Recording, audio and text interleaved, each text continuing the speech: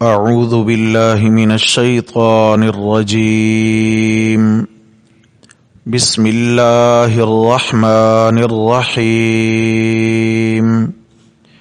یسألونک عن الخمر والمیسر قل فیہما اثم کبیر ومنافع للناس وَإِثْمُهُمَا أَكْبَرُ مِن نَّفْعِهِمَا الْآيَةُ يَسْأَلُونَكَ عَنِ الْخَمْرِ وَالْمَيْسِرِ اے پیغمبر صلی اللہ علیہ وسلم، وہ آپ سے پوچھتے ہیں شراب اور جوئے کے حکم کے بارے میں۔ قل فرما دیجئے فیہما اثم کبیر، ان دونوں میں بڑا گناہ ہے، ومنافع للناس، اور لوگوں کے لیے فائدے بھی ہیں، واثمہما اکبر من نفعہما، اور ان دونوں کا گناہ بہت زیادہ بڑا ہے ان کے فائدے سے۔ صدق اللہ ومن اصدق من اللہ قیلا۔ اللہم صل علی سیدنا و مولانا محمد وعلی آل سیدنا و مولانا محمد وبارک وسلم علیہ۔ گرامی قدر سامعین حضرات محترم، درس قرآن مجید کے سلسلہ میں دوسرا پارہ سورۃ البقرہ اور اس کی آیت نمبر 219 کا ابتدائی حصہ آج ہمارے سبق میں شامل ہے۔ اس کا بقیہ حصہ انشاءاللہ اگلے درس میں بیان ہوگا۔ اس سے پچھلے ہم نے سبق میں یہ بات پڑھی تھی کہ اے پیغمبر صلی اللہ علیہ وسلم، وہ لوگ آپ سے حرمت والے مہینے میں لڑائی لڑنے کے بارے میں سوال کرتے ہیں۔ واقعہ تو آپ دوست سن چکے ہیں کہ صحابہ کرام نے وادی نخلہ میں طائف سے آنے والا مشرکین مکہ کا ایک تجارتی قافلہ روکا، جو کہ زیتون کے تیل کے مٹکے اونٹوں پہ لاد کر لا رہے تھے۔ آپ صلی اللہ علیہ وسلم نے حضرت عبداللہ بن جحش رضی اللہ تعالی عنہ کو اس جماعت کا امیر اور سپہ سالار بنا کر روانہ فرمایا، اور انہوں نے وادی نخلہ میں اس قافلہ کو جا روکا۔ ان سے تصادم ہو گیا، اور اس تصادم اور لڑائی کی پاداش میں عمر ابن الحضرمی ایک مشرک سردار مارا گیا۔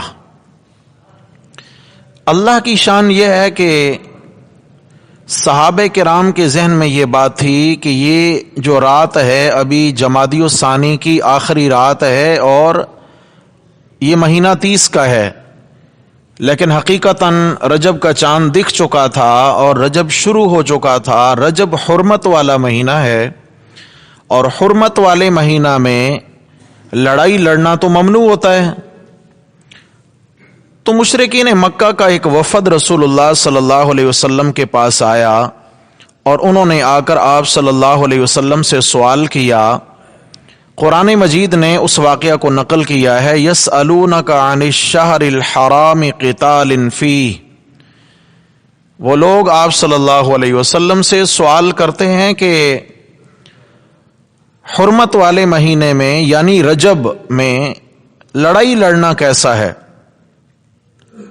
قل قتال فیہ کبیر، تو میرے پیغمبر ان کو مسئلہ تو یوں بتا دیجئے کہ جی بالکل اس میں لڑائی لڑنا تو بڑا گناہ ہے۔ اب جب ان کو یہ بات بتائی گئی تو انہوں نے کہا کہ آپ کی بھیجی ہوئی جماعت نے، آپ کے مجاہدین نے ہمارا بندہ مار دیا ہے، اور مہینہ رجب کا شروع ہو چکا تھا۔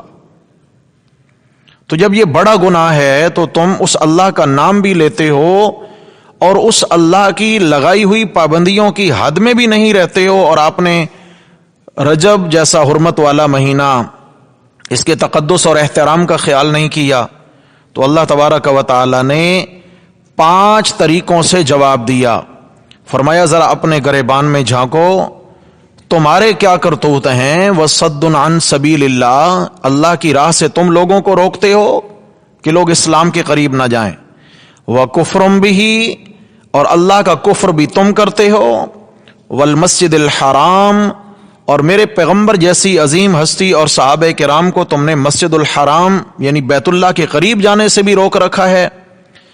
کیا مسجد الحرام حرمت والا مقام نہیں ہے؟ تم نے اس کے تقدس کا خیال کیا؟ اللہ کی وحدانیت اور اللہ کی عزت کا تم نے خیال کیا کہ تم نے اس کی توحید کو پامال کر کے تم نے مشرکانہ عقائد بنا رکھے ہیں، اور بیت اللہ میں تم نے 360 بت نصب کر رکھے ہیں۔ فرمایا ذرا اپنے گریبانوں میں جھانکو، وَإِخْرَاجُ أَهْلِهِ، اور وہاں کے جو اہل تھے، مسجد الحرام کو آباد کرنے والے جو تھے آپ صلی اللہ علیہ وسلم اور صحابہ کرام، تم نے ان جیسی مقدس ہستیوں کو وہاں سے نکال دیا ہے، ہجرت پہ مجبور کر دیا ہے۔ فرمایا انہوں نے رجب میں جو لڑائی لڑی ہے اس سے کہیں زیادہ اکبر عند اللہ، تمہارے یہ گناہ کرنا یہ اللہ کی نظر میں اس سے کہیں بڑے جرم ہیں۔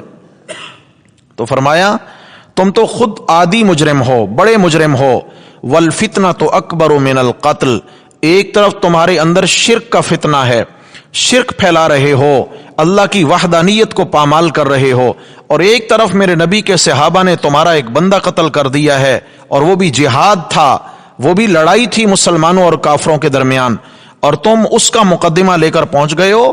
والفتنۃ اکبر من القتل، فرمایا شرک پھیلانے والا فتنہ، فساد، یہ قتل سے بڑا فساد اور فتنہ ہے۔ جواب دے دیے، اور پھر اس کے بعد ایمان والوں کو متنبہ فرمایا، ایمان والو ان سے تم جو ہے نا وہ بے پرواہ نہیں ہو جانا، مطمئن نہیں ہو جانا۔ وَلَا يَزَالُونَ يُقَاتِلُونَكُمْ حَتَّى يَرُدُّوكُمْ عَنْ دِينِكُمْ إِنِ اسْتَطَاعُوا، ان کا جہاں بس چلے گا یہ تمہارے ساتھ لڑیں گے بھی صحیح، اور لڑنے کا مقصد کیا ہوگا کہ تمہیں اسلام سے پھیر کر پھر کفر میں لوٹا کر لے جائیں، تمہیں دین اسلام سے منحرف کرنا چاہتے ہیں، یہ تلواروں کے زور پر۔ اس لیے ایمان والوں کو متنبہ کیا گیا ہے۔ اب حضرات محترم یہاں بات سمجھیے گا، یہ میں نے اس لیے پس منظر بتا دیا، ورنہ پچھلے سبق میں تو ہو چکی تھی بات۔ پس منظر کیوں بتایا؟ اللہ کا قرآن موتیوں کی لڑی ہے، جیسے موتیوں کی لڑی میں ایک دھاگے میں موتی ایک ترتیب سے پروئے ہوئے ہوتے ہیں، اور خوبصورتی وہ ترتیب ان کی خوبصورتی ہوتی ہے، ایسے ہی اللہ کا کلام، اللہ کا قرآن، اللہ کے قرآن کی آیات، یہ بھی خوبصورت موتیوں کی ایک مالا ہے، یہ قرآن بھی خوبصورت موتیوں کی ایک مالا ہے۔ اللہ کا کلام بھی انتہائی ترتیب سے، ربط سے، ایک ضابطے کے تحت ہے، غیر مربوط کلام نہیں ہے۔ غیر مربوط کا معنی ہوتا ہے بے جوڑ کلام۔ اب ایک بندہ ظاہراً وہ جتنا بھی خوبصورت ہو، جتنا بھی جاگیردار اور مالدار ہو، جتنا بھی اس کے پاس بڑا منصب ہو، اگر باتیں وہ بے جوڑ کرتا ہو، بے تکی باتیں کرتا ہو، تو اس کی شخصیت کی کوئی حیثیت نہیں ہوتی معاشرے میں، کہ بھئی اس کی باتیں جو ہے نا بے تکی ہوتی ہیں، معنی خیز باتیں نہیں ہوتی ہیں۔ میرا رب ہو اور میرے رب کا کلام ہو اور باتیں بے جوڑ ہو جائیں، سوال ہی پیدا نہیں ہوتا، سوال ہی پیدا نہیں ہوتا۔ قرآن مجید کی ایک ایک آیت انتہائی مربوط اور جوڑ والی ہے، خوبصورت رنگ ہے ان کا، اور مربوط کلام ہے، ایک ترتیب سے اللہ جل جلالہ ایک ربط کے ساتھ بات سمجھاتے ہیں۔ اب یہاں کیا ربط اور کیا تعلق ہے اگلے عنوان کا پچھلے عنوان کے ساتھ؟ پیچھے فرمایا تھا کہ حرمت والے مہینے میں لڑائی لڑنا یا نہ لڑنا، اس مسئلے کے بھی 2 رخ ہیں۔ کتنے؟ لڑائی کے اعتبار سے حرمت والے مہینوں میں 2 رخ ہیں۔ ایک رخ تو ہے کہ لڑائی نہ لڑو، گناہ ہے، قتال فیہ کبیر، اس میں بڑا گناہ ہے، اور ایک رخ ہے کہ اجازت ہے لڑو، جیسا کہ ابھی ہم نے سبق میں پڑھا، ایمان والو تمہیں اجازت ہے۔ مسئلے کے کتنے رخ ہو گئے؟ 2۔ پہلا رخ اس کی وجہ کہ یہ مہینہ حرمت والا ہے، حرمت بمانا عزت والا، اللہ نے ان کو عزت والے مہینے بنایا. منہا اربعۃ حرم، وہ 4 مہینے، رجب، ذوالقعدہ، ذوالحجہ، محرم، یہ 4 مہینے باقی مہینوں سے زیادہ اللہ تعالیٰ نے حرمت والے بنائے ہیں. قرآن مجید میں ہے سورہ توبہ کی آیت نمبر 36 کے اندر. حرمت والے مہینوں میں لڑائی نہ لڑنا اور اس کا گناہ ہونا، کوئی اگر لڑائی لڑے گناہ ہے، پہلی وجہ کہ یہ عزت والے ہیں، اور دوسری وجہ کہ انسانیت کے خلاف لڑائی لڑنا عقل کے خلاف ہے. اللہ نے انسان کو قابل احترام بنایا ہے تو نہیں لڑو، لیکن اس کا دوسرا رخ ہے لڑو. ایمان والو لڑو کافروں سے. کیوں؟ فرمایا ان مہینوں کی عزت اپنی جگہ، انسانیت کی عزت اپنی جگہ، لیکن ساری کائنات کی عزت مل کر اللہ کی عزت کا مقابلہ نہیں کر سکتی. اور جو لوگ اللہ کی عزت یعنی عزت توحید کو پامال کر کے شرک کو رائج کرنا چاہیں، فرمایا پھر حرمت والے مہینوں کا لحاظ نہ کرو. اللہ کی عزت کا مسئلہ آ جائے تو کسی کو قتل کرنے سے بھی دریغ نہ کرو. بات سمجھ میں آئی ہے؟ ایک طرف مہینوں کی عزت ہے، ایک طرف مہینے بنانے والے اس خالق کی عزت ہے. تو اس خالق کی عزت کا جہاں مسئلہ آ جائے وہاں پر تمہیں قتال کرنے کی اجازت ہے. یہ 2 رخ تھے اس مسئلے کے. آج ہمارا جو سبق شروع ہو رہا ہے یہاں سے آگے اللہ تعالیٰ نے 5 ایسے ہی مسئلے بیان فرمانے ہیں. گویا مشرکین نے اعتراض کیا کہ یہ کیسا مسئلہ ہے جی، ہمارے لیے ناجائز ہے، تمہارے لیے جائز ہے لڑائی. اس کا مطلب یہ ہوا کہ اپنے لیے من پسندین ہے اور ہمارے لیے وہ جو تم چاہو قانون بناؤ. نہیں، ایسا نہیں. تو اللہ تبارک و تعالیٰ نے فرمایا کہ ذو جہتین یعنی 2 رخا مسئلہ، اس کو 2 رخ کا مسئلہ کہیں گے. دو اطراف ہیں اس مسئلے کے، 2 رنگ ہیں اس مسئلے کے. فرمایا ذو جہتین، یہ کوئی ایک مسئلہ نہیں. آؤ تمہیں 5 اس طرح کے اور بھی ذو جہتین مسئلے بتاتے ہیں جن کا ایک رنگ اور ہے، دوسرا رنگ اور ہے. فرمایا اس طرح کے 5 مسئلے اور بھی ہیں. یوں میں نے عرض کیا کہ قرآن آپس میں مربوط کلام ہے، آپس میں جڑا ہوا کلام ہے. پیچھے حرمت والے مہینے کے 2 رخ بتا دیے، لڑائی کرنے نہ کرنے کے. آج جو مسئلہ بیان ہو رہا ہے ذو جہتین یعنی 2 طرفہ مسائل جن کے 2 رنگ ہیں مسائل کے، 2 رنگ ہیں مسائل کے. ان کی پھر تعداد آگے کتنی؟ 5 مسئلے بیان ہوں گے. پہلا مسئلہ آج کے سبق کے اندر فرمایا یسألونک عن الخمر والمیسر. اے پیغمبر صلی اللہ علیہ وسلم، لوگ آپ سے پوچھتے ہیں شراب اور جوئے کے شرعی حکم کے بارے میں کہ جی بتائیے شراب کا کیا شرعی حکم ہے، جوئے کا کیا شرعی حکم ہے. اب آپ جاگ کے بیٹھیے گا، مسئلہ تب سمجھ آئے گا. قل، میرے پیغمبر ان مسئلوں کا ایک رخ تو ان کو یہ بتا دیجئے، فیہما اثم کبیر، کہ ان دونوں میں بڑا گناہ ہے. شراب پینے میں اور جوا کھیلنے میں ایک رخ تو یہ ہے بڑا گناہ ہے، اور دوسرا رخ کیا ہے؟ وَمَنَافِعُ لِلنَّاسِ، اس میں لوگوں کو فائدے بھی بہت ہیں. ایک رخ کیا ہے؟ گناہ ہے. ایک رخ کیا ہے؟ فائدے ہیں. فائدے کیسے؟ شراب پینے سے طاقت آ جاتی ہے، بدمست ہو جاتا ہے، اور جناب اس کے بعد کیا ہے؟ گرمی سردی کا احساس نہیں ہوتا، دشمن سے مقابلے میں احساس نہیں ہوتا ہے، پاور بڑھ جاتی ہے. اور اگر اس کو بیچیں تو جناب تجارت واہ ہے، بڑی مہنگے داموں بکے گی. رہ گیا جوا، تو جوئے میں کیا ہے؟ بغیر محنت سے بہت سارا مال حاصل ہو جاتا ہے. بغیر محنت تو منافع تو ہوئے نا لوگوں کے. فرمایا ایک طرف گناہ، ایک طرف دنیا کے منافع ہیں. فرمایا اے مشرکین مکہ دیکھ لو، مسئلہ ایک ہے، رخ 2 ہیں. لیکن آگے چل کے میرے رب نے فرمایا وَإِثْمُهُمَا أَكْبَرُ مِن نَفْعِهِمَا، ان کا گناہ جو ہے ان کے فائدے سے بہت بڑا ہے. شراب پینے کا گناہ اس کے فائدے سے، جوا کو جو گناہ ہے وہ اس کی آمدنی والے فائدے سے بہت بڑا ہے. اب ذرا سمجھیے میرے دوستو، سب سے پہلی بات تو یہ ہے کہ شراب کیا ہے، شراب کیا چیز ہے. نبی کریم صلی اللہ علیہ وسلم کا فرمان ہے کل مسکر حرام، ہر نشہ آور چیز حرام ہے. ہر نشہ آور چیز. نشہ کس چیز کا نام ہے؟ جو انسان کے دماغ کو جکڑ لے، جو دماغ پہ حاوی ہو جائے اسے نشہ کہتے ہیں. سوچ سمجھ ختم کر دے، انسان کے حواس باختہ کر دے، اسے نشہ کہتے ہیں. اور فرمایا کلو مسکرن حرام، ہر نشہ آور چیز اللہ نے کیا کری ہے؟ حرام کری. اچھا جی چلیں اتنا ہی پی لیتے ہیں، اگر ٹھیک ہے جی وہ زیادہ مقدار میں پی جائے تو پھر تو دماغ خراب ہونے لگتا ہے. اگر تھوڑی سی پی لی جائے برداشت کے اندر اندر رہتے ہوئے پھر تو اجازت ہے. نبی علیہ السلام نے فرمایا قلیلہ و کثیرہ حرام، جو زیادہ چیز دماغ خراب کر دے اس کا قلیل بھی حرام ہے. شراب کی ایک بوتل اگر دماغ پہ حاوی ہوتی ہے تو اس کا ایک گھونٹ پینا بھی حرام ہے، ایک گھونٹ بھی اس کا حرام.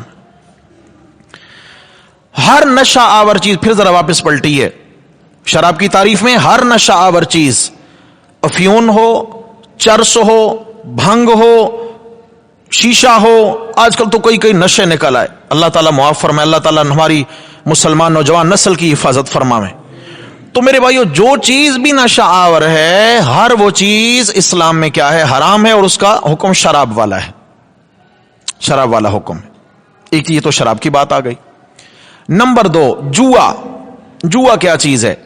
اس کے متعلق تو حضرات صحابہ کرام سے بہت تفسیر منقول ہے. حضرت علی رضی اللہ تعالی عنہ فرماتے ہیں شطرنج کھیلنا جوا ہے. کیا چیز؟ شطرنج کھیلنا. اور یہ حدیث کی کئی کتابوں کے اندر روایت موجود ہے. یہ ہمارے ہاں تاش مروج ہے نا، سمجھ آ گئی ہے. شطرنج کی اور بھی بہت ساری نسلیں ہیں، بہت سارے رنگ ہیں. چونکہ بنیاد یہی ہے، پھر اسی پہ جوا لگتا ہے آگے. اس طریقہ سے جوا کھیلنا کسی کے ساتھ کہ بغیر محنت کے دوسرے کا پیسہ اس کی طرف بازی کے ذریعے پیسہ دوسرے کا جیب میں آ جائے، جوا ہے. چاہے وہ لاٹری کے ذریعے ہو، جو آج کل ہمارے ہاں لاٹری ہے کہ لاٹری ڈالیں گے تو اب اس میں پتہ نہیں جی کیا نکلتا ہے. اچھا جی 100 روپے کی لاٹری ہے، کبھی تو کیا ہے جی پرچہ صاف نکلے گا اور کبھی اس پہ جناب علی 10,000 کی چیز نکل آئے گی. نفع کا بھی خدشہ ہے، نقصان کا بھی خدشہ ہے. تو یہ کیا ہے؟ بغیر محنت کی یہ چیز آ گئی ہے. لاٹری بالاتفاق جوا ہے. اسی طرح انعامی بانڈز، بعض لوگوں نے اس کے جواز کا فتویٰ دیا لیکن ان کے فتوے کی کوئی حیثیت نہیں ہے. یہ آج کے دور کے اہل بدعت نے فتویٰ دیا. لیکن زمانہ قدیم سے آج جو انعامی بانڈ کی شکل ہے اس کے متعلقات اور اس سے ملتی جلتی جتنی بھی چیزیں ہیں ان کے متعلق حضرات فقہائے کرام نے حرام ہونے کا فتویٰ دیا ہے، کتابیں بھری پڑی ہیں. تو انعامی بانڈ جو ہے آج اس پر کیا ہوتا ہے؟ کوئی محنت نہیں لگتی اور کسی کا لگ گیا تو وارے نیارے ہو گئے. سمجھ آ گئی ہے؟ لہذا بانڈ بھی کیا ہے؟ جوا ہے. تو قرآن نے کیا کہا؟ میرے پیغمبر آپ سے شراب اور جوا کے بارے میں پوچھتے ہیں تو پہلی بات تو ان کو یہ بتا دیجئے، فرمایا فیہما اسم کبیر، ان میں گناہ بڑا ہے، بڑا گناہ ہے. اسم کبیر ومنافع للناس، ہاں لوگوں کو فائدہ بھی ہے. ایسا نہیں ہے کسی کا بانڈ لگے اور اسے فائدہ نہ ہو، لاٹری لگے اسے فائدہ نہ ہو. سمجھ آ گئی؟ اور اسی طرح گیم پر، کرکٹ میچ پر بازی لگا لینا، اس کے جوا ہونے میں بھی کوئی شک نہیں ہے، اس کے جوا ہونے میں بھی. ایون کہ میرے بھائیوں ایک ایک ٹافی لگا کے اگر کسی گیم پہ کوئی گیم کھیلی ہے تو یہ ٹافی کا لینا دینا بھی شریعت میں حرام ہو جائے گا، اس لیے کہ یہ کس ذریعے سے آئی ہے؟ جوئے کے ذریعے سے آئی ہے.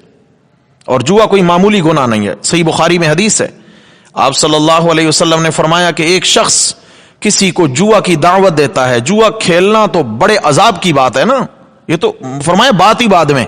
ایک شخص نے کسی کو کہا تعال اقامرک، آ بھائی بازی کھیلنی ہے تو آ جا، تعال اقامرک، آ بازی کھیلتے ہیں، بازی لگاتے ہیں، آ جوا کھیلتے ہیں. فرمایا اس کے اس جملہ کہنے کی وجہ سے اللہ جل جلالہ کو اتنا غصہ آتا ہے، اللہ تعالیٰ کا غیظ و غضب اتنا جوش میں آتا ہے، کہیں اللہ تعالیٰ اس کو یہیں کھڑے کھڑے تباہ نہ کر دیں، لہٰذا جلدی کرے کس چیز میں؟ فلیتصدق، کچھ نہ کچھ صدقہ دے کر اللہ کا غصہ ٹھنڈا کرے۔ صرف جوئے کی دعوت دینے والا اللہ کے عذاب کے ہدف میں آ چکا ہے، اب اگر اللہ کے عذاب سے بچنا چاہتا ہے تو فوراً کیا کرے؟ صدقہ کرے، صدقہ کرے۔ سمجھ آ گئی ہے میرے بھائیوں؟ کوئی بھی گیم ہو، کچھ بھی ہو، اور اس پر کچھ نہ کچھ لگا دیا جائے، حتیٰ کہ بچوں نے اگر آپس میں لگا دیا ہے تو اس چیز کا بچوں کا بھی، مسلمان بچوں کا کھانا بھی حلال نہیں ہے، بلکہ ایک سموسہ ہی کیوں نہیں لگا دیا گیا، جائز نہیں ہے۔ آغاز کیا ہوتا ہے؟ آپ علیہ السلام نے فرمایا افسوس ہے اس شخص پر جس کا ایک رسی اور ایک انڈے کے بدلے ہاتھ کاٹ دیا جائے، افسوس ہے کہ وہ ایک انڈے اور ایک رسی کی چوری کے بدلے ہاتھ کٹوا بیٹھا۔ حالانکہ اگر فقہی مسئلہ دیکھیں تو ایک انڈے کے بدلے شریعت ہاتھ کاٹنے کا حکم نہیں دیتی ہے، ایک رسی کے بدلے ہاتھ کاٹنے کا حکم نہیں دیتی ہے اگر کسی نے چوری کیا۔ کیوں نہیں دیتی ہے؟ کہ بھئی کم از کم جو چوری شدہ چیز ہے اس کی قیمت کم از کم 10 درہم ہو، مال متقوم ہو، کم از کم 10 درہم ہو، مال کہلا سکے، پھر کیا ہے اس کو نقصان بھی تصور کیا جائے گا، اس کو نقصان بھی۔ آج مثال کے طور پر اگر کسی نے انڈا ایک چورا لیا ہے تو بھئی کوئی اتنا بڑا تو نقصان نہیں، کوئی بہت بڑا مالی لاس ہو گیا اسے، تو لہٰذا مسئلہ تو یہی فقہا نے لکھا کہ انڈا چوری کرنے سے ہاتھ نہیں کاٹا جائے گا، مگر رسول اللہ صلی اللہ علیہ وسلم نے فرمایا افسوس ہے اس شخص پر کہ جس کا ہاتھ اس لیے کاٹ دیا گیا کہ اس نے انڈا یا رسی چوری کی۔ تو یہاں حضرات محدثین کرام نے یہاں ایک تطبیق دی ہے کہ مسئلہ یہ ہے کہ جو چور بنتا ہے تو ایک دم سے بڑا ہاتھ نہیں مارتا، وہ انہی چھوٹی چھوٹی چیزوں سے چور بننے کا آغاز کرتا ہے۔ چور کہاں سے بنتا ہے؟ ایک دم تو پاکستان کی معیشت نہیں ہڑپ کر جاتا، وہ سمجھا کہ چھوٹی چھوٹی چیزوں سے انڈا چرائے گا، سمجھا کسی کا جوتا چرائے گا، رسی چرائے گا، ایسا یوں چراتے چراتے پھر کیا ہے جناب علی، نامی گرامی چور بن جائے گا۔ پھر جب نامی گرامی چور بنے گا تو پھر پکڑا جائے گا اور کیا ہوگا؟ ہاتھ کاٹ دیا جائے گا۔ تو یہ انڈا اور رسی اس کے ہاتھ کٹنے کا سبب یوں بنے۔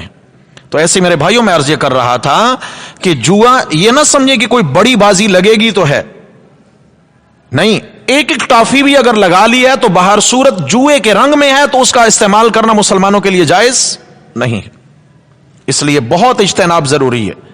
لاٹری کا استعمال بہت زیادہ ہے، ہمارے بچوں کو اس معاملے میں کوئی شعور، ویسے بھی بچے ہوتے ہیں، ہم شعور نہیں دیتے، کوئی اویئرنس نہیں ہے، بچوں کو پتہ نہیں ہوتا ہے، ایک نئی چیز آئی ہے اور جناب علی بچے دھڑا دھڑ اس میں پیسے گھر سے لے کے اپنی خرچی جو ہے نا وہ لاٹری میں اڑا رہے ہیں۔ حالانکہ یہ کیا ہے، یہ 10-20 روپے سے یہ ہمارے بچے جوا کھیلنے کی عادت ڈال رہے، اور کل یہ کیا ہوگا، پھر بڑے جواری بنیں گے۔ آج معمولی چیزیں، کل بڑے جواری بنیں گے۔ تو واپس آئیے میرے بھائیو، دعا ہے اللہ تعالی ہمیں اور ہماری نسلوں کو محفوظ فرمائیں۔ فرمایا یسألونک عن الخمر والمیسر، آپ سے پوچھتے ہیں شراب اور جوا کا حکم، قل فیہما اثم کبیر ومنافع للناس۔ پھر ذرا اس مسئلے کا رخ سمجھ لیجئے، یہاں سے 5 ان مسائل کا آغاز ہو رہا ہے جو ذو جہتین ہیں، جن کے کتنے رخ ہو سکتے ہیں؟ 2 الگ الگ رخ ہیں، ایک الگ رخ، دوسرا الگ رخ ہے۔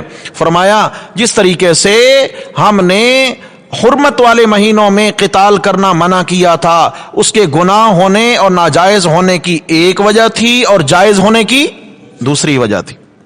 پھر آگے 5 مسئلے ہیں۔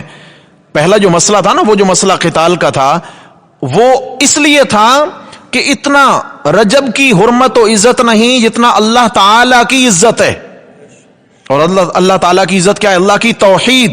فرمایا جب اللہ کی توحید میں شرک کیا جائے گا تو پھر کیا ہے، پھر حرمت والے مہینے کا خیال نہیں رکھا جائے گا، پھر مشرکین کے خلاف قتال کی اجازت ہوگی۔ یہ جو 5 مسئلے ہیں، ان 5 مسئلوں کا ہر مسئلے کا جو اینڈ ہوگا وہ رد شرک پر آ کے بات روکے گی۔ بات شراب کی ہو رہی، بات جوئے کی، لیکن بات ختم کہاں پہ آ کے ہوگی؟ رد شرک پر۔ شرک کے رد پر۔ اچھا، یہاں پر کیا فرمایا؟ کیسے رد شرک پر؟ کہ جی دیکھو، تمہارے شراب بیچنے میں، جوا کھیلنے میں نفع تو ہے تمہیں، لیکن خیال کرو کسی بھی انسان کو مالی یا جانی اعتبار سے ذرا سا بھی تمہیں نقصان پہنچانے کی اجازت، لہذا یہ شراب کا کاروبار نہیں کرو، جوئے کا کام نہیں کرو۔ کسی بھی انسان کو ذاتی مفادات کے لیے، دنیاوی مقاصد کے لیے ذرا بھی تمہیں نقصان پہنچانے کی اجازت نہیں ہے، لیکن اگر وہ شرک سے باز نہ آئے تو سرتن سے جدا کرنے کی اجازت ہے۔ نہیں سمجھ آئی بات؟ میں نے کہا اینڈ کس پہ ہوگا؟ رد شرک پر ہوگا۔ سمجھ آ گئی ہے؟ یہاں کیا ہے؟ فرمایا یہ شراب اور جوا، اس سے تمہارا مالی اعتبار سے فائدہ ہے، دوسرے کا نقصان ہے، نقصان مت پہنچاؤ، لیکن فرمایا یہ جان عزیز ہے، بندے سے میں اللہ کو پیار ہے، نقصان نہ پہنچاؤ۔ لیکن یہی بندہ اگر میری توحید میں بغاوت کرنے لگے تو پھر اس کو معاف کرنے کی تمہیں اجازت؟ پھر کیا کرو؟ قتال کرو، قتال کرو۔ قتال کا مسئلہ چل رہا ہے۔ اللہ اکبر، اللہ اکبر۔ شراب، نبی کریم صلی اللہ علیہ وسلم نے فرمایا الخمر جماع الاثم، سارے کے سارے گناہوں کی بنیاد، جڑ شراب ہے۔ یہ یوں کریں کہ شراب کا جو وبال ہے پینے کا، سارے گناہ جمع کریں، مجموعے گناہوں کا اتنا وبال نہیں اتنا شراب کا گھونٹ پینے کا وبال ہے۔ حضرت عثمان ابن عفان رضی اللہ تعالیٰ عنہ روایت فرماتے ہیں کہ رسول اللہ صلی اللہ علیہ وسلم نے فرمایا بنی اسرائیل میں ایک بڑا اللہ کا ولی شخص تھا، نیکوکار، شب زندہ دار، بڑا اللہ کا نیک بندہ، لیکن عابد تھا، عالم نہیں تھا۔ یہ علم نور ہے میرے بھائی، اللہ تعالیٰ علم نصیب فرمائے، پھر اللہ تعالیٰ عمل کی دولت سے مالا مال فرما دے۔ عمل بغیر علم کے بھی ٹھوک رہی ہیں۔ تو وہ عابد، بڑا نیکوکار بندہ، مگر عالم نہ تھا۔ اس کے پاس ایک خاتون نے، اس علاقے میں ایک بڑی خوب روح خاتون تھیں جو کہ گناہ کا اڈا چلاتی تھیں۔ اس نے بہت اس نوجوان کو ورغلانے کی کوشش کی کہ کسی طرح یہ میرے قابو میں آ جائے تاکہ میں اس کے ساتھ اپنی خواہش پوری کروں، مگر وہ اللہ کا ولی بچ نکلتا۔ ایک مرتبہ ایسا ہوا کہ اس نے اپنی نوکرانی کو بھیجا کہ جاؤ، جا کر اس اللہ والے بندے سے کہو کہ آپ ہمارے گھر تشریف لائیے، ہم نے آپ کو کسی شرعی مسئلے پر گواہ بنانا ہے، کسی شرعی مسئلے پر آپ کو گواہ بنانا ہے، تو گواہی کے لیے تو جانا بالکل بنتا ہے۔ تو یہ اس نوکرانی کے ساتھ، باندی کے ساتھ چل پڑے۔ جب محل میں داخل ہوئے تو پہلے سے پلاننگ ہو چکی تھی کہ جو ہی یہ اندر داخل ہوتے جائیں تو پیچھے سے دروازے بند ہوتے جائیں، باہر سے کنڈیاں۔ جو ہی اس خاتون کے کمرے میں داخل ہوئے تو نیم برہنہ خاتون ایک کمرے میں بیٹھی ہے، اس کا انتظار کر رہی ہے۔ یہ اندر داخل ہو، دیکھا تو ایک دم پیچھے ہٹنے لگے، مگر پیچھے دیکھا تو دروازہ بند ہے، باہر سے کنڈی۔ اب اس خاتون نے کہا کہ یہاں سے تیرے بچ نکلنے کی کوئی راہ نہیں ہے الا یہ کہ یہ چار چیزیں ہیں، چار کاموں میں سے تمہیں ایک کام کرنا پڑے گا۔ نمبر 1، یہ خنزیر کا گوشت رکھا ہوا ہے، یہ تمہیں کھانا پڑے گا۔ اگر وہ نہیں کھاتی ہو تو پھر یہ معصوم بچہ لیٹا ہوا ہے، اسے قتل کرنا پڑے گا۔ اسے قتل نہیں کرتی ہو تو میرے ساتھ تمہیں منہ کالا کرنا پڑے گا، بدکاری کرنا پڑے گی۔ اگر یہ بھی نہیں کرتی ہو تو یہ ایک پیالہ شراب کا رکھا ہے، یہ پینا پڑے گا۔ چار کاموں میں سے ایک کام چن لو، جو تمہیں پسند آئے وہ کرو اور اپنی جان بخشی کراؤ۔ بصورت دیگر اگر یہ کام نہیں کیے تو میں تمہیں قتل کروا دوں گی۔ اب زندہ آئے ہو مگر تمہاری لاش باہر جائے گی اس محل سے۔ اب چونکہ وہ عالم نہ تھا، اس نے سوچا یہ خنزیر کا گوشت کھانا نہیں، یہ بھی نجس العین ہے، نہیں یہ بھی نہیں کھا سکتا ہوں۔ زنا کرنا توبہ توبہ توبہ، یہ بھی نہیں ہے۔ رہ گیا مسئلہ بچے کا قتل تو ویسے بڑا ظلم ہے۔ شراب، ہاں یہ چلیں اتنا بڑا گناہ نہیں ہوگا جتنا باقی ہیں، تو چلیں شراب پی لیتے ہیں، جان بخشی تو ہوتی ہے۔ شراب کا پیالہ اس نے منہ سے لگایا، شراب اندر، حواس باہر، ہوش ختم، نشے نے دماغ قابو کر لیا۔ شراب پینے کے بعد شراب کے نشے نے اس نے زنا بھی کر لیا، خنزیر بھی کھا لیا، بچے کو قتل بھی کر دیا۔ تو آپ علیہ السلام نے فرمایا الخمر جماع الاثم، سارے گناہوں کا مجموعہ کس گناہ کے اندر ہے؟ شراب کے اندر. شراب سے بچا جائے. تو میرے بھائیو دوستوں، میں پہلے عرض کر چکا، پھر سمجھیے، خمر ہر اس چیز کہتے ہیں خمر جس سے عقل مخمور ہو جائے. خمر مخمور کر دینے والی، مدہوش کر دینے والی، عقل کو جکڑ دینے والی چیز، جکڑ لینے والی چیز. اب چاہے وہ لیکوڈ ہو، چاہے وہ سگریٹ میں بھر کے پی جائے، چاہے وہ پاؤڈر کی شکل میں ہو، چاہے وہ کسی بھی رنگ سے پیا جائے، چاہے وہ شیشہ کے نام سے ہو، کچھ بھی ہو، بہر صورت اگر وہ دماغ پہ نشہ طاری کرنے والی چیز ہے تو آپ علیہ السلام نے فرمایا کل مسکر حرام، ہر نشاور چیز میرے بھائیو کیا ہے؟ حرام ہے. تو کتنا حرام ہے؟ قلیلہ و کثیرہ حرام، کم ہے زیادہ ہے کیا ہے؟ حرام ہے. ہمارے ہاں ایک پتہ نہیں یہاں تو ہے کہ نہیں، جو ٹھنڈے علاقے ہیں ان میں ایک بڑی غفلت برتی جاتی ہے. جس طرح یہ سردی کے دن چل رہے ہیں تو سردی کے دنوں میں چھوٹے بچوں کو نمونیا کی تکلیف سے بچانے کے لیے مائیں برانڈی شراب کے 2-3 قطرے ڈال دیتی ہیں کہ جی ان کو پوری سردیوں کا موسم جو ہے نا وہ ان کا سینہ نہیں جکڑے گا اور ان کا بدن جو ہے نا وہ گرم رہے گا، شریانیں ان کی گرم رہیں گی، تو چلیں ان کو برانڈی شراب جو پتہ نہیں کیا مصیبت ہے وہ 2-3 قطرے اس کے منہ میں ٹپکا دیے جاتے ہیں. تو کیا ہوا؟ معصوم پھول ہے، گناہوں سے معصوم تھا، اس بیچارے کو کیا پتا، ماں نے معصوم پھول کو شرابی بنا دیا. مسلمان کی اولاد پر جائز نہیں ہے.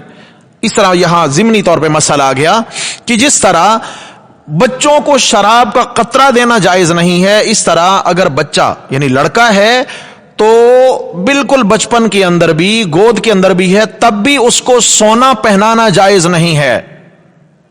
جس طرح بڑے مردوں کے لیے سونے کا استعمال حرام ہے، چھوٹا بچہ اگر وہ مرد ہے یعنی لڑکا ہے تو اس کو سونا پہنانا بھی کیا ہے؟ حرام ہے. اس کا قصور کس کے ہوگا؟ ماں باپ کو ہوگا.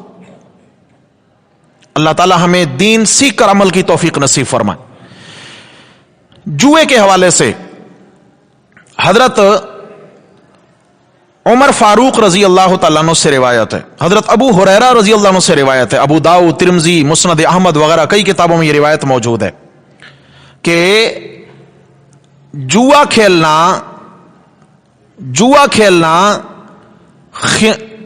فرمایا کہ جو شخص جوا کھیلتا ہے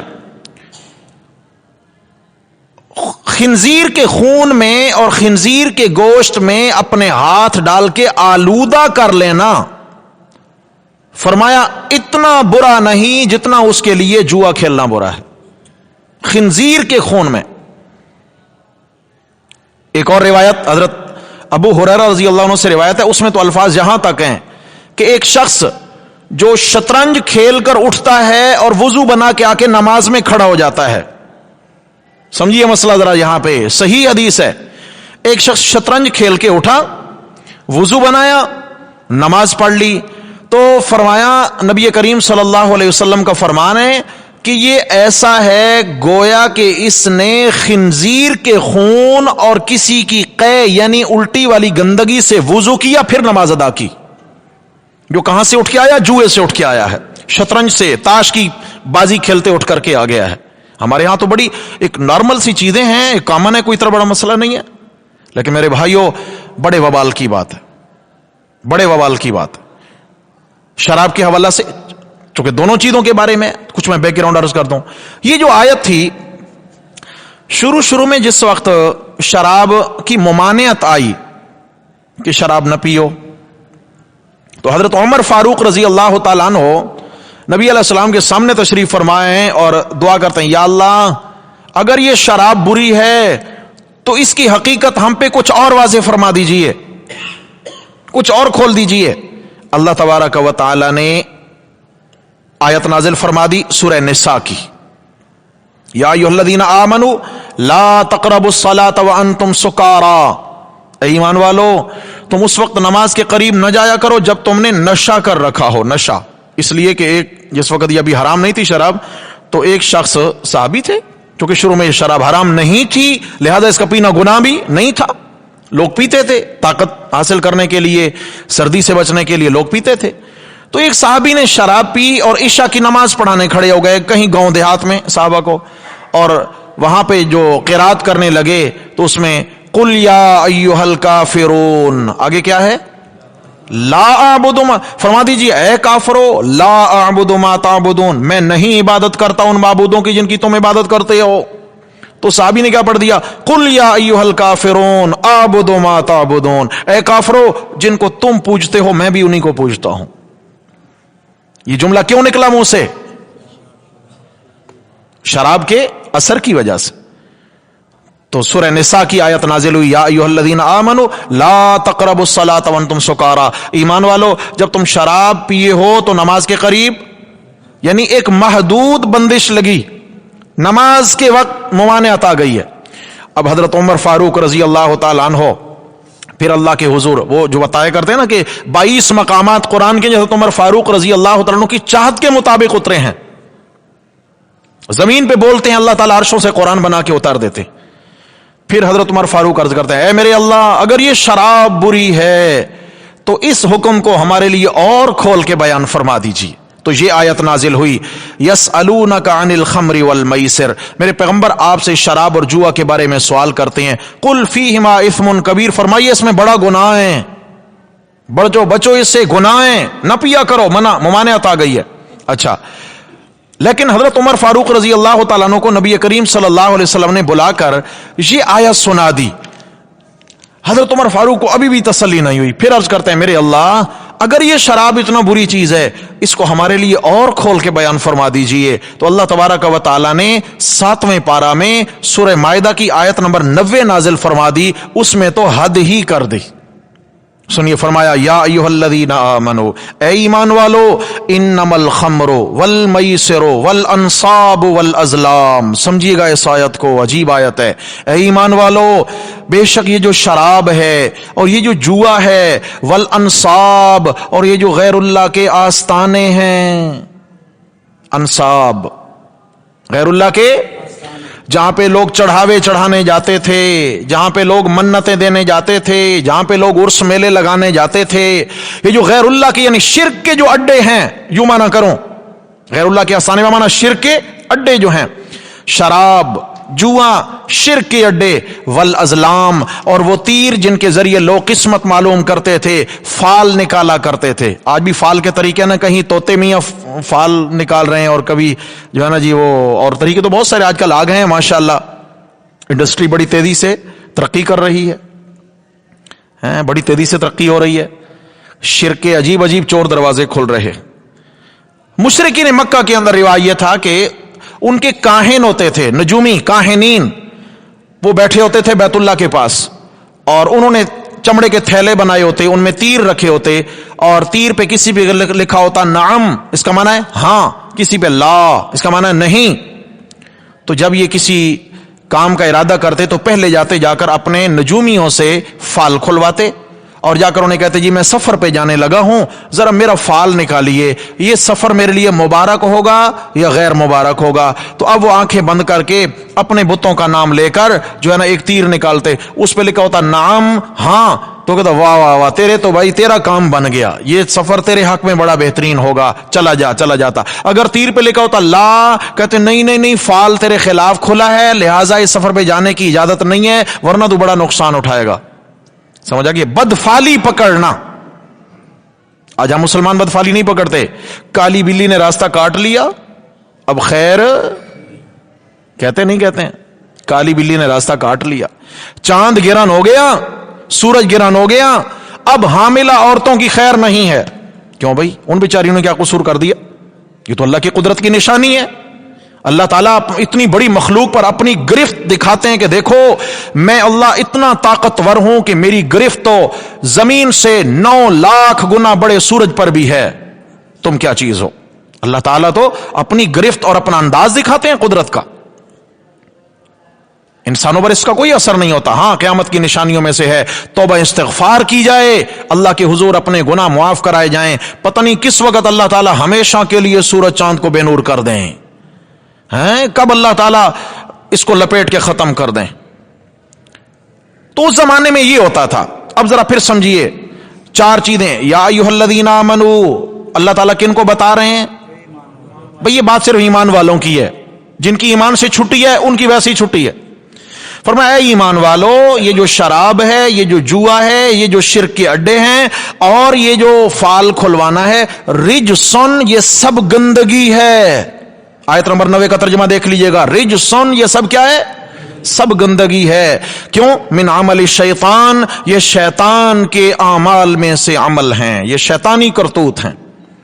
شراب پینا پلانا شیطانی دھندا، جوا کھیلنا کھلانا بولو شیطانی دھندا، شرک کرانا شیطانی دھندا، فال کھلوانا قرآن نے بتا دیا سب شیطانی کام ہیں۔ فاجتنبوہ، ان سے بچ بچ کے رہو، لعلکم تفلحون، تاکہ تم کامیاب ہو جاؤ۔ پھر آگے فرمایا انما یرید الشیطان ان یوقع بینکم العداوۃ والبغضاء فی الخمر والمیسر، یہ جو شیطان ہے اس کا ارادہ ہے کہ یہ تمہارے درمیان شراب اور جوئے کے ذریعے دشمنیاں پیدا کر دے۔